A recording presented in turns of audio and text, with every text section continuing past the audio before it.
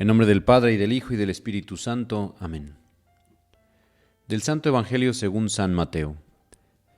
En aquel tiempo, Jesús dijo a los sumos sacerdotes y a los ancianos del pueblo: ¿Qué opinan de esto?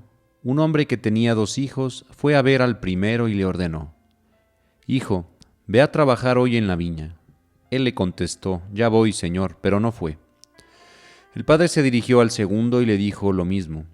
Este le respondió: No quiero ir, pero se arrepintió y fue. ¿Cuál de los 2 hizo la voluntad del Padre? Ellos le respondieron: El segundo. Entonces Jesús les dijo: Yo les aseguro que los publicanos y las prostitutas se les han adelantado en el camino del reino de Dios, porque vino a ustedes Juan, predicó el camino de la justicia y no le creyeron. En cambio, los publicanos y las prostitutas sí le creyeron.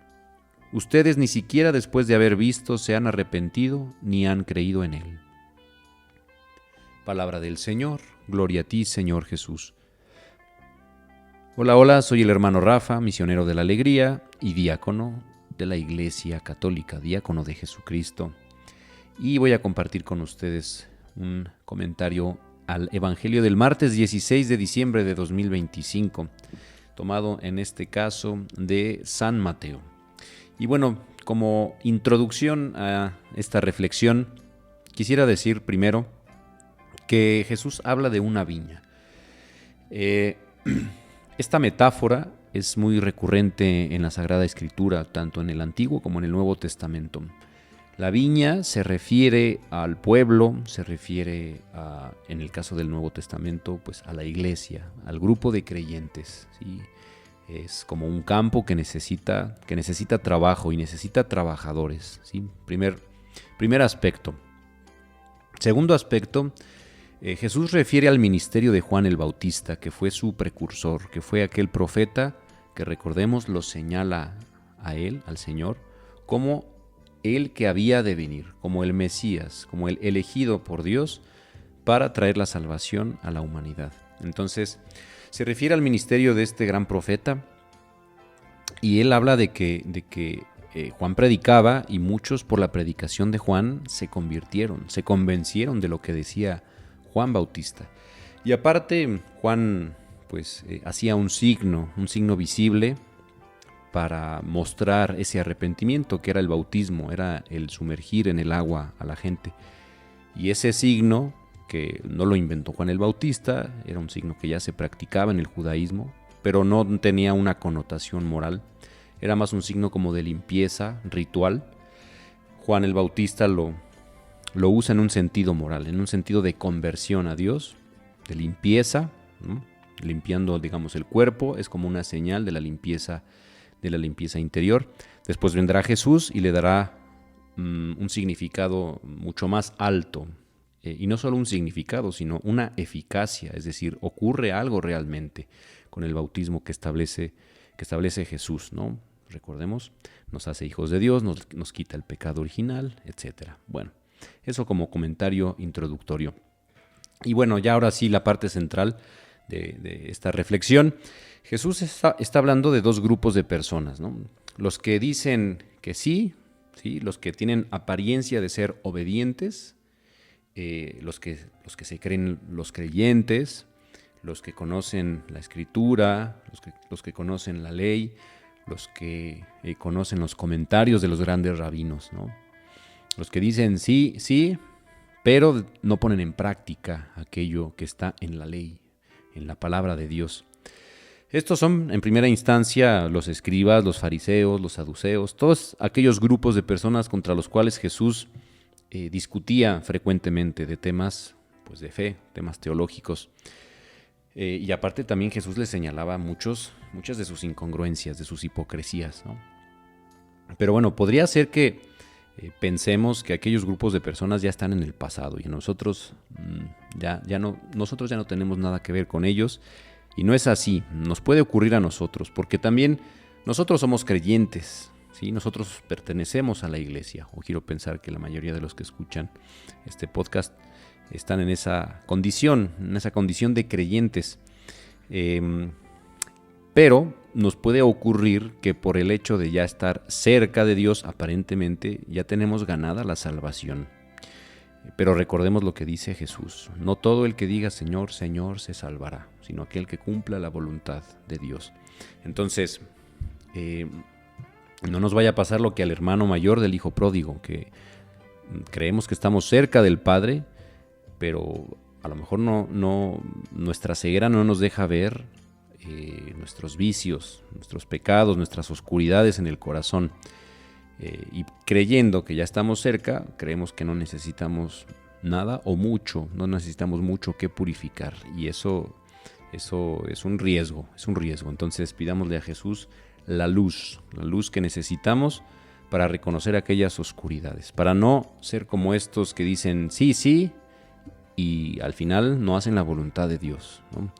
Porque también es muy escandaloso, o sea, muchos aquellos que se dicen creyentes y no viven como Dios manda, dijéramos coloquialmente, pues causan escándalo en el sentido de que obstaculizan que no creyentes pues crean, ¿sí?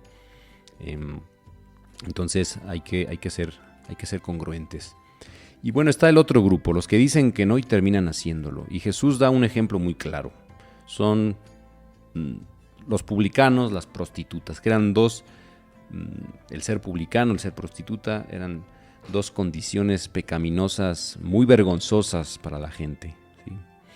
La prostitución, que está muy asociada con el adulterio, pues era un pecado muy grave, porque aparte se asociaba con la infidelidad a Dios. Estaba muy de la mano la prostitución o el adulterio, los pecados de este tipo. Además, muchos de los que usaban prostitutas o acudían a prostitutas, pues serían casados. Entonces hay un adulterio de por medio, un adulterio implicado, y eso a su vez remitía al imaginario colectivo, remitía a la idolatría, que era un pecado sumamente condenado por los profetas del Antiguo Testamento y también del Nuevo Testamento, ¿no? También los publicanos pues eran considerados traidores y rateros, ladrones, que trabajaban para los invasores romanos y también pues se robaban dinero de los impuestos que cobraban. Entonces eran personas sumamente descartables y despreciables. Pero Jesús los pone de ejemplo no por lo que eran, no por el pecado que cometían. No, eso Jesús nunca lo va a hacer. Los pone de ejemplo porque se arrepienten, ¿sí? Viven un arrepentimiento. Es importante el arrepentimiento. El arrepentimiento es aquel deseo convencido de no haber hecho el mal y tener el propósito de dejar de hacerlo. Es ese dolor que uno tiene, que uno experimenta y se dice a uno mismo: ¿por qué hice esto? ¿Por qué hice esto? ¿No? Hasta uno se ofende a uno mismo, ¿no? ¿Por qué eres un menso? Voy a usar esa palabra. Eres un menso, eres un burro. ¿Por qué hiciste eso? ¿No? Nos decimos a nosotros mismos. Es ese dolor por haber hecho algo que no debimos, ¿no? Entonces, tiene que ver con un dolor de un hecho pasado, pero también tiene que ver con un propósito de no volverlo a hacer, ¿sí? O sea, tiene una dimensión, digamos, hacia el pasado y otra hacia el futuro. Y es muy importante el arrepentimiento porque eso es lo que nos da la conversión del corazón, que hace que trabaje la gracia, ¿sí? Le abrimos las puertas a la gracia de esa manera. Desgraciadamente hay grupos en la iglesia que promueven un cristianismo no de arrepentimiento, sino de orgullo. Es decir, hay ciertas inclinaciones que podemos tener como seres humanos, inclinaciones que nos mueven hacia cierto tipo de pecados. Sin embargo, estamos llamados a pedir la ayuda de lo alto, a pedir la gracia de Dios para no caer en esas tentaciones, en lugar de promoverlos como algo bueno, ¿sí? Porque además promover como algo bueno aquello que no lo es, pues es un acto de desobediencia a la iglesia misma, ¿no? Dios depositó en la iglesia un poder especial por la gracia del Espíritu Santo de decirnos lo que está bien, lo que está mal. Entonces, cuando decimos, no, yo creo que eso que dice la iglesia que está mal, está bien, yo creo que no estoy de acuerdo con la iglesia, nos estamos poniendo por encima del Espíritu Santo, que es el alma de la iglesia. Entonces, eso viene acompañado de un acto de soberbia, ¿sí? Debemos ser personas humildes, que acepten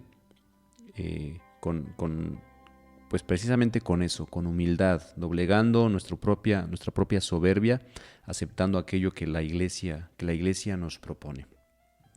Otro punto a este respecto es que hay que tener cuidado con juzgar a una persona por su pasado. Dios da su gracia a manos llenas y Dios puede hacer de un terrible pecador, de un grandísimo pecador, un santo. Entonces, el arrepentimiento es posible para cualquiera de nosotros por gracia de Dios. Tengamos cuidado entonces de juzgar a una persona por su pasado, hacer un juicio definitivo. No es que esa persona es tal, esa persona es ratera, esa persona es chismosa, esa persona es lujuriosa.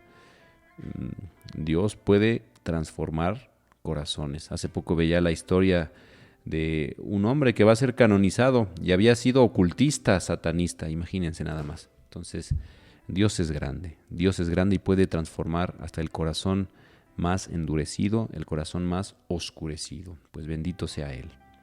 Gracias por seguirnos escuchando. Soy el hermano Rafa, misionero de la alegría, y esto es el podcast Nuestro Corazón Arde.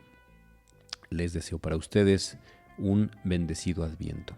Gloria al Padre y al Hijo y al Espíritu Santo, como era en el principio, ahora y siempre, por los siglos de los siglos. Amén. Amado Jesús, quédate con nosotros.